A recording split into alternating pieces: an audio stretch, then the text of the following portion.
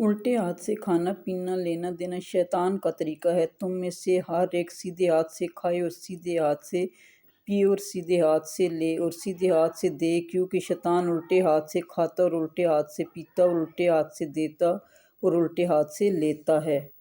حرص مال بھی ایک باطنی بیماری ہے۔ فرمان مصطفیٰ صلی اللہ علیہ وآلہ وسلم: عنقریب میری امت کو پچھلی امتوں کی بدترین بیماری پہنچے گی، جو کہ تکبر، کثرت مال کی حرص، دنیاوی معاملات میں کینہ رکھنا، باہم ایک دوسرے سے بغض رکھنا اور حسد کرنے پر مشتمل ہے، یہاں تک کہ وہ سرکشی اختیار کر لے گی۔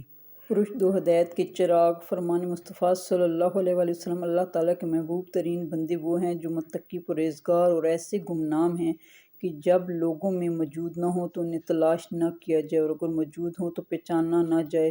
یہی لوگ ہدایت کے امام اور علم کے چراغ ہیں۔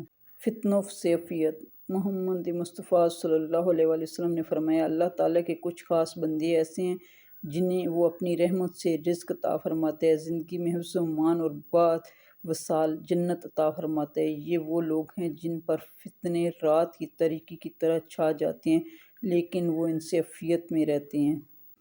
وضو کے بعد 3 بار سورہ قدر پڑھنے کے فضائل: حضور صلی اللہ علیہ وآلہ وسلم نے فرمایا: جو وضو کے بعد 1 مرتبہ سورہ قدر پڑھے تو وہ صدیقین میں سے ہے، اور جو 2 مرتبہ پڑھے تو شہداء میں شمار کیا جائے، اور جو 3 مرتبہ پڑھے گا تو اللہ تعالیٰ میدان محشر میں اسے اپنے انبیاء کے ساتھ رکھے گا۔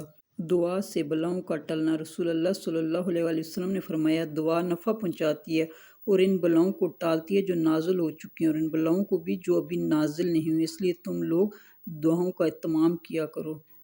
حضرت انس بن مالک رضی اللہ عنہ سے مروی ہے کہ رسول اللہ صلی اللہ علیہ وسلم نے فرمایا: جو شخص اپنے رزق میں برکت چاہے یا اپنی وفات کے بعد ذکر خیر چاہے تو اسے صلہ رحمی کرنی چاہیے، اور چاہیے کہ لوگوں کے ساتھ حسن سلوک کرے۔ رسول اللہ صلی اللہ علیہ وآلہ وسلم نے فرمایا: اللہ تعالیٰ فرماتا ہے: جو لوگ میری عظمت و جلال کی وجہ سے آپس میں محبت رکھتے ہیں، قیامت کے دن ان کے لیے ایسے نور کے ممبر ہوں گے جن پر انبیاء اور شہداء بھی رشک کریں گے۔ رسول اللہ صلی اللہ علیہ وآلہ وسلم نے فرمایا: اللہ تعالیٰ ایسے لوگوں کو اپنے عرش کے سائے میں جگہ دے گا جس نے تنہائی میں اللہ تعالیٰ کا ایسا ذکر کیا کہ اس کے آنسو جاری ہو گئے۔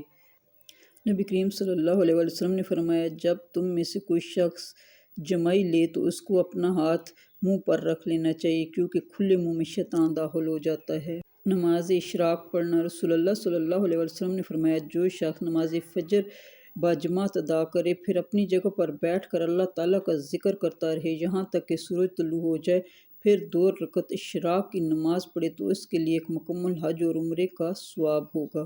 قرآن پاک دیکھ کر پڑھنا: رسول اللہ صلی اللہ علیہ وآلہ وسلم نے فرمایا: جو شخص قرآن پاک دیکھ کر پڑھنے کا عادی ہوتا ہے، اللہ تعالیٰ اس کو اس کی آنکھوں سے فائدہ اٹھانے کا موقع دیتا ہے جب تک وہ دنیا میں رہے، یعنی اس سے آنکھوں کی بینائی موت تک باقی رہتی ہے۔ عاجزی اختیار کرنے کا اجر: رسول اللہ صلی اللہ علیہ وآلہ وسلم نے فرمایا: صدقہ دینے سے مال کم نہیں ہوتا، اور جو بندہ معاف کر دیتا ہے اللہ اس کی عزت بڑھاتا ہے، اور جو بندہ اللہ تعالیٰ کے لیے عاجزی اختیار کرتا ہے اللہ تعالیٰ اس کا درجہ بلند کرتا ہے۔ تکلیفوں پر صبر کرنا: رسول اللہ صلی اللہ علیہ وآلہ وسلم نے فرمایا: وہ مسلمان جو لوگوں کے ساتھ میل جول رکھتا ہے اور ان سے پہنچنے والی تکلیفوں پر صبر کرتا ہے، اس مسلمان سے افضل ہے جو لوگوں کے ساتھ میل جول نہیں رکھتا اور نہ ہی صبر کرتا ہے۔ پل صراط: رسول اللہ صلی اللہ علیہ وآلہ وسلم نے فرمایا کہ پل صراط جہنم کے دونوں کناروں پر رکھا جائے گا، اس پر سادان کے کانٹوں کی طرح کانٹے ہوں گے، پھر لوگ اس پر سے گزرنا شروع کریں گے تو بعض لوگ صحیح سلامت گزر جائیں گے، بعض لوگوں کے کچھ اعضاء کٹ کر جہنم میں گر پڑیں گے پھر نجات پائیں گے، بعض لوگ اسی پر اٹکے رہیں گے اور بعض اوندے منہ جہنم میں گریں گے۔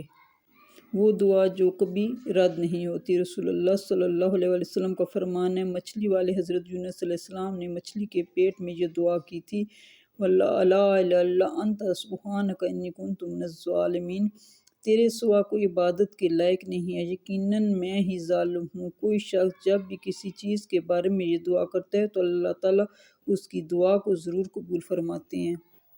گندی زبان میں بات کرنا: رسول اللہ صلی اللہ علیہ وآلہ وسلم نے فرمایا: اے عائشہ رضی اللہ عنہا، کیا تم نے کبھی مجھے بری یا گندی زبان میں بات کرتے سنا؟ یاد رکھو قیامت کے دن وہ لوگ اللہ کی نظر میں سب سے برے ہوں گے جنہیں لوگ علیحدہ کر دیں، ان سے کنارہ کر لیں تاکہ ان کی فحش زبان یا گناہ سے اپنے آپ کو محفوظ رکھ سکیں۔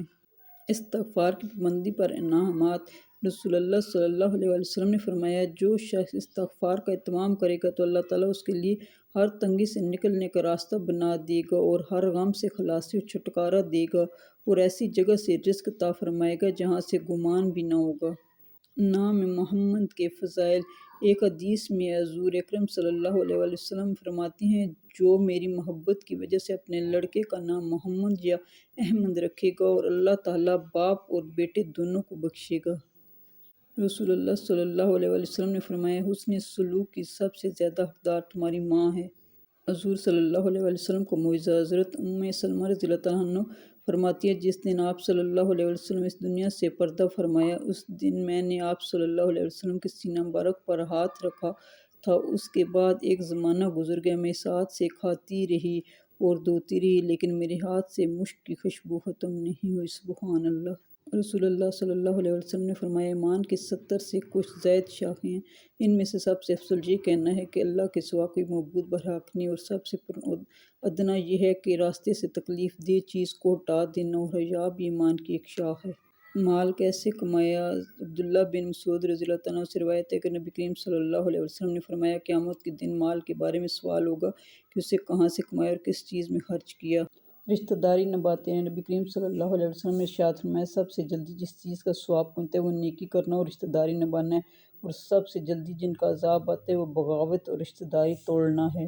رسول اللہ صلی اللہ علیہ وسلم نے فرمایا، اگر میری ماں زندہ ہوتی، میں نماز میں اللہ کے حضور کھڑا ہوتا، ماں آواز دیتی اور میں نماز چھوڑ کر دوڑ کر ماں کے پاس چلا جاتا اور دنیا والوں کو بتاتا کہ ماں کی عظمت کیا ہوتی ہے۔ شوہر کی لاڈلی۔ میاں بیوی محبت کے لیے ہر نماز کے بعد 121 بار بسم اللہ الرحمن الرحیم پڑھ کر تصور میں مطلوب پر دم کر دیں۔ اپنے اوپر فجر کی نماز لازم کر لو، کیونکہ یہ اس دن کے لیے شیطان کے خلاف پہلی فتح ہے۔ دل کا بار بار ایک ہی دعا کے لیے اللہ کے سامنے رونا اتفاق نہیں ہوتا۔ نبی کریم صلی اللہ علیہ وسلم نے فرمایا، سچ بولا کرو اگرچہ تمہیں اس میں ہلاکت نظر آئے، کیونکہ اسی میں نجات ہے، اور اس دن سے ڈرو جس دن اللہ کی بارگاہ میں لوٹو گے۔